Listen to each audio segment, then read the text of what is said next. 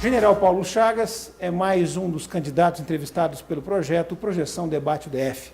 Gostaríamos de agradecer a presença do general, pelo espírito democrático, estar aqui discutindo os destinos da capital da República. O senhor tem 15 minutos e a primeira pergunta, embora bastante óbvia, a gente tem que fazer. O candidato Jair Bolsonaro apoia o senhor no Distrito Federal, mas as pesquisas mostram que ele não está conseguindo transferir isso para o senhor. Qual a razão disso? É muito simples. A razão disso é porque todo o esquema foi montado para que não houvesse renovação, ou pelo menos facilidade para aqueles que se apresentam como novos. Independente da popularidade do nosso futuro presidente, nós nos deparamos com o desconhecimento da minha imagem. Não é também uma questão de você conhecer o nome, saber ou não saber. As pessoas querem conhecer a imagem da pessoa. E eu tenho 45 dias para mostrar a minha imagem, o que é muito pouco. Entendi. Né? Em comparação com os outros candidatos, que você vê quem está na frente, os 4 candidatos que estão na frente, são pessoas que ou já estão na mídia há muito tempo, há décadas na mídia, ou, como é o caso do candidato Ibanez, que tem recursos, e ele está empregando todos esses recursos no sentido de projetar a imagem dele. E tem conseguido, através disso, uma saturação se apresentar e as pessoas passarem a conhecê-lo, o que é muito difícil para mim, que eu não tenho recurso nenhum. General, como é que o senhor enxerga hoje, é a primeira vez que o senhor está estreando, digamos assim, o senhor está estreando como candidato ao GDF, o que o GDF precisa hoje? Qual o governo que ele precisa hoje?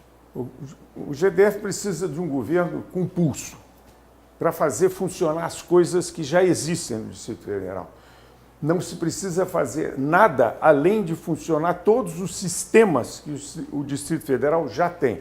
Tem um sistema de saúde, um sistema de educação, um sistema de segurança. Esses sistemas estão desorganizados, extremamente desorganizados, e precisam ser colocados em funcionamento. E reorganizar, e não precisa criar nada diferente daquilo que já existe. Tem que fazer aquilo que já existe funcionar com a finalidade para a qual foi criado. Então, o Sistema Único de Saúde, por exemplo, que hoje é a minha prioridade, porque eu andei visitando hospitais, visitei 2 hospitais, foi o suficiente para verificar que aquilo é um caos, muito pior do que qualquer um de nós possa imaginar, sem ter estado lá antes. Mas todo mundo fala que vai consertar e não conserta. Quando eu digo Não, todo mundo, eu estou generalizando um pouco. Eu concordo com você. Como é que o senhor, como general, conseguiria... Não adianta colocar soldado lá dentro, tem que ser uma outra forma. Tem que ser outra. Você tem que ter energia, tem que dar ordens. Eu não vejo diferença entre comandar e governar. Que é um problema de justiça. Você comanda bem se você aplica bem a justiça. E a justiça está do lado, é a lei. Você aplica a lei, faz funcionar as regras do jogo. As pessoas tergiversam em relação às regras do jogo. E é por isso que o jogo está tão esculhambado, para usar uma palavra bem fácil. Mas o senhor, como militar, o senhor acha que a presença de um militar no executivo, ela inspira mais respeito, ou de toda forma ele vai ter que se submeter a um sistema que acaba se transformando num monstro que engole todos? É justamente esse sistema monstruoso que engole tudo, que não vai me engolir, porque eu não sou político, não tenho nenhum comprometimento outro que não o interesse público, eu não fiz nenhum conchavo político, porque não aceito isso, né? Nunca precisei fazer nenhum conchavo para exercer os meus direitos e as minhas obrigações, não vai ser agora, no Distrito Federal, que eu vou ter que fazer algum conchavo, algum acerto para atender o interesse público, que é a minha obrigação. Passei a minha vida inteira cumprindo o meu dever. Não vou deixar de cumprir o meu dever agora no Distrito Federal. Essa é a diferença que tem do general Paulo Chagas para os demais candidatos, que têm comprometimento político e não tem pulso para se impor, porque tem rabo preso ou passado político. General, mas como é que o general Paulo Chagas vai impor a forma dele enxergar, até uma forma disciplinada, com toda a escola militar, né, por trás disso, mas eu digo assim, por trás que eu digo na formação. como é que ele vai conviver com os sistemas de governo de coalizão? Porque como governador, o senhor vai ter que conviver com a Câmara, que ela é formada por políticos que negociam cargos, trabalham guiados pelo fisiologismo. Não dá para o senhor chegar lá e falar assim, vai ser assim e pronto. Como é que o senhor vai fazer? Ao negociar com um parlamento fisiológico, o general não vai estar se curvando ao sistema? Não, em hipótese nenhuma.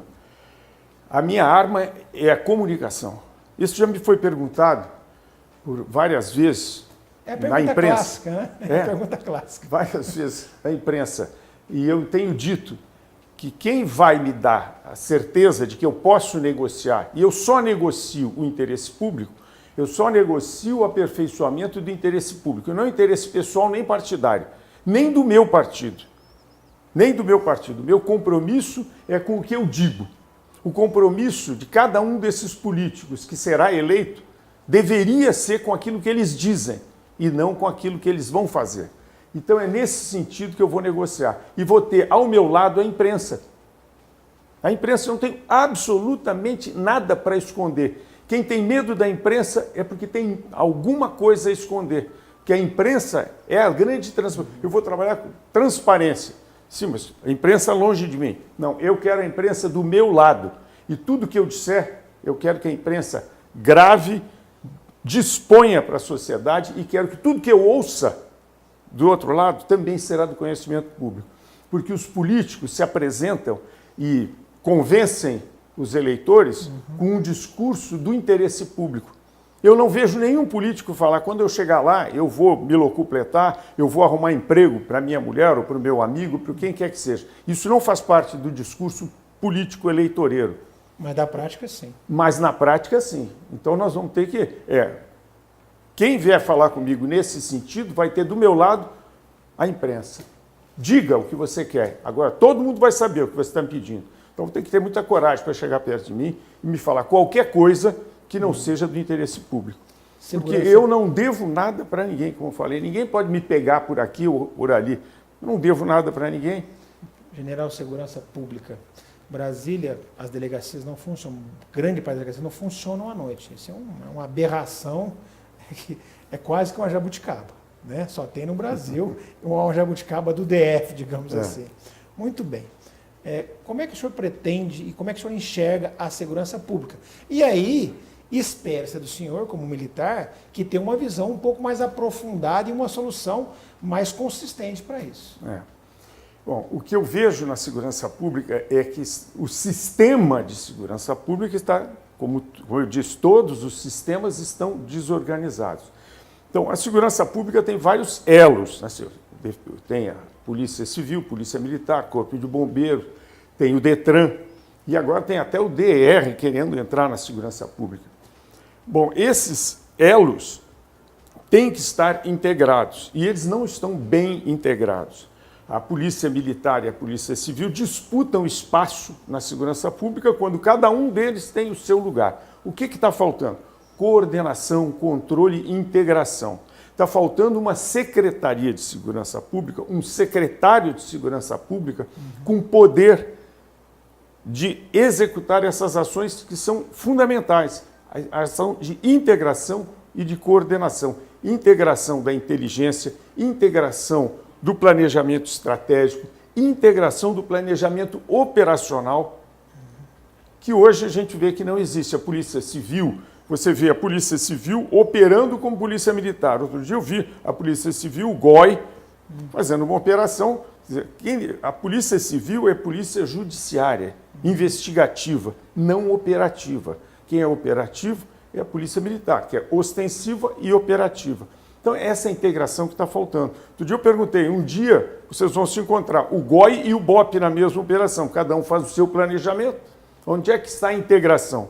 Quando você junta essas competências, que não são poucas, as polícias do Distrito Federal ainda ainda tem nome no cenário nacional. Agora, cada uma tem o seu valor. Se você juntar isso e integrar, você vai multiplicar essa competência. E nós vamos ter polícia na rua. Lógico, também efetivos são aquém dos necessários. A burocracia é muito grande, você tem que rever todos os processos e você vai ter que revisar tudo isso para fazer funcionar, porque tem que funcionar. Okay. General, nós estamos num período de extrema polarização, os livros lá na frente vão contar isso como um período difícil para o país em todos os sentidos. Para quem está na extrema esquerda, para quem está na extrema direita, para quem está no centro, a gente não sabe o que vai acontecer. O discurso do candidato Bolsonaro, líder nas pesquisas, é um discurso que muitos classificam como discurso de ódio, de extrema polarização, e nós vemos um comandante militar dizer que é preciso saber se vai se considerar legítimo ou não a eleição de um candidato que não seja o candidato da caserna, que seria Jair Bolsonaro. O senhor não acha isso um pouco perigoso, esses posicionamentos incisivos, isso aí num ambiente democrático? A gente demorou tanto tempo para conquistar essa democracia que permite que o senhor seja candidato. Não é perigoso isso, esse tipo de discurso de posicionamento? Eu acho que você ouviu mal algum discurso, porque o comandante do Exército nunca falou isso que você está dizendo. Felizmente, né? Eu conheço ele há mais de 50 anos. E pelo menos foi essa interpretação que se deu na grande imprensa. A interpretação que se dá, por exemplo, você fala o discurso de ódio do Bolsonaro. Ódio a quem? Ódio ao mal feito? Ódio à corrupção? Ódio à bandidagem? Ódio à violência? Aos criminosos? Aos violentos?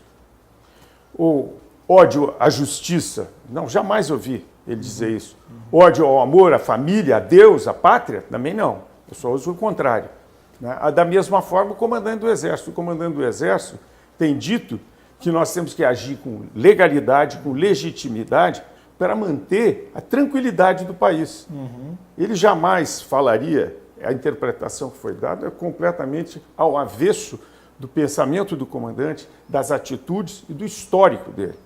O que ele quer dizer é que fraude nessas eleições é que vão desestabilizar o país. Então é uma lembrança, porque há uma suspeita fundamentada, muito bem fundamentada, de que as urnas, aliás, nem é uma suspeita, porque qualquer equipamento eletrônico pode ser manipulado, né? E as nossas urnas, vou dizer, conforme foi proposto pelo Jair Bolsonaro, que houvesse a impressão do voto, para que você tivesse publicidade na contagem dos votos, era a maneira de todo brasileiro a passar a acreditar nessas urnas.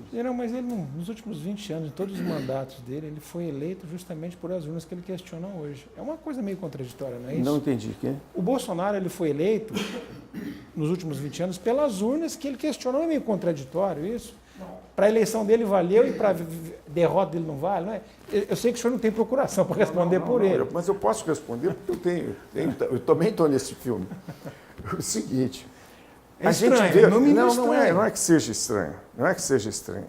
As urnas sempre foram contestadas, mas as urnas, para serem contestadas com relação é a primeira vez que ele vai concorrer a uma eleição majoritária.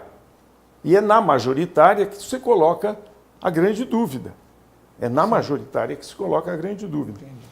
E eu entendo que é possível, que haja essa manipulação das urnas, porque é um equipamento eletrônico que pode ser manipulado. Nós vimos na última eleição uma reviravolta de última hora que também causou uma grande interrogação com relação a isso. Então, eu vejo aqui, ninguém tem confiança nessas urnas. Eu fui à sessão do STF, eu assisti, foi a primeira e única vez que eu fui e fiz questão de ir nessa, em que eu vi a discussão e as justificativas dos senhores ministros com relação a dizer que a lei que obrigava a ter a impressão do voto era inconstitucional. Todos os argumentos são pífios, todos os argumentos não condizem com aquela Casa de Justiça. Aliás, esse universo de atuais ministros estão muito aquém da tradição do nosso Supremo Tribunal Federal. O senhor tem 40 segundos para as considerações finais. Vamos lá. Muito obrigado à Projeção por essa oportunidade de estar aqui conversando com vocês. Eu quero que todos prestem atenção que nesse momento nós estamos vivendo um momento de mudança. É oportunidade de mudança. Nós temos vivido sob a égide da corrupção. Nós temos vivido sob a égide das pessoas que não se preocupavam, tinham o discurso do interesse público e a atitude do interesse pessoal. É a hora de mudar isso, de fazer ver que o que vale é a nossa opinião. Como diz Jair Bolsonaro, comigo ou conosco, vocês podem errar. Com eles, vocês já erraram. E é hora de fazer valer a opinião pública, a opinião daqueles que mandam. E quem manda no país é o povo. São vocês que estão aí nos assistindo. Tem que fazer valer a vontade do povo, do cidadão, daquele que vota, para fazer valer a Constituição. É essa a nossa oportunidade. É essa a nossa oportunidade. Não podemos dispersar.